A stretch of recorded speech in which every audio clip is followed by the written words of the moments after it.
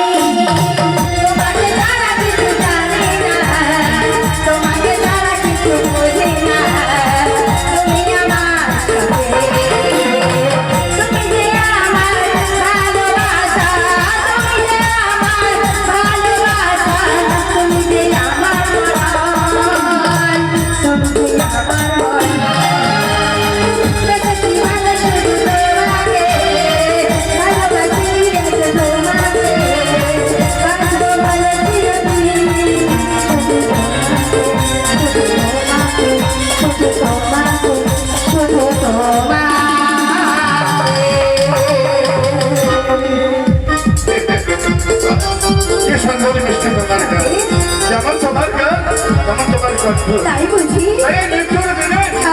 আমাকে একবারে আনন্দে ভরিয়ে দিয়েছো তাই বুঝি খুব ভালো লেগেছে সত্যি খুব ভালো লেগেছে আচ্ছা খুব ভালো লেগেছে তাই বুঝি মহারাজ কিন্তু মহারাজ বলো বলো আর কিছু কি বলবে মহারাজ আর কিছু বলার নেই তাই বুঝি আমরা চিরদিন সবাই আনন্দ ফুর্তি করে কাটতে দিয়েছি কিন্তু মহারাজ কিন্তু তাহলে আমি ক্লান্ত মন থেকে আসি বেশ ঠিক আছে মহারাজ তাই আমি বলে গেলাম কে কোথায় গেছে গুলকে ঘুমাচ্ছিলে নাকি না মিথ্যা ব্রহ্মণী এসেছে আপনার হাতে ভিক্ষা নিতে চায় ভিক্ষা ব্রহ্মণী এসেছে সঙ্গে কামাই দিতে এসেছো আমি বলবো না আত্ম পরিপূর্ণ করে ভিক্ষা দিয়ে দিতে আমি ধারা বলে তাকে সবকিছু দিয়ে ভিক্ষা দিতে চেয়েছিলাম কিন্তু মহারাজ ও বলছে আমার হাতে ভিক্ষা নেবে না তোমার হাতে ভিক্ষা নেবে না না মহারাজ তার হাতে ভিক্ষা নিতে চায় ও